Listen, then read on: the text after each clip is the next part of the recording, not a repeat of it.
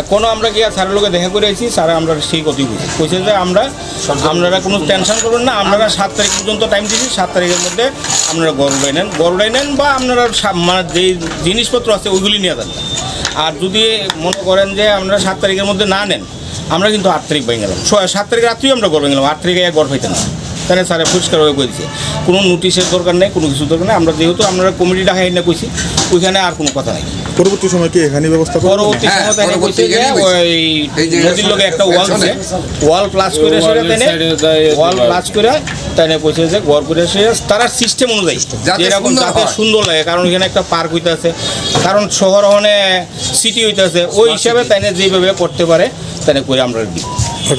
বাজারে যারা আছেন সদস্য, বাজারে যারা 100টা দোকান আছে, সবাইকে সহমত যারা কাগজপত্র আছে, কাগজপত্র যারা আছে, যাদের রাইট আছে তাদেরকে দেওয়া হবে। কাগজপত্র যারা রাইট আছে তারাই দিব, আর অবৈধভাবে দিত না, যারা কাগজপত্র নাই তারাই দিব। আমরা বিশ্বাস রাখছি ভালো ব্যবহার আমরা তাই লোকে করছি, তাই আমরা লোকে ভালো ব্যবহার করছি, সম্মান যেমন আমরা দিচ্ছি, আমরা সম্মানই পেয়েছি।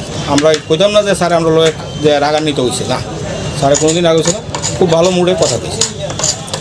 সৌজন্যমূলক সাক্ষাৎ হয়েছে, সাংবাদিক সম্মেলন হয়েছে, ওখানে যে কথা হয়েছে আমাদের সাথে, আমি কইছি আপনাদের কথা আমরা মান্য করি এবং আপনি আমাদের গর্বের মতো আপনি যা করবেন।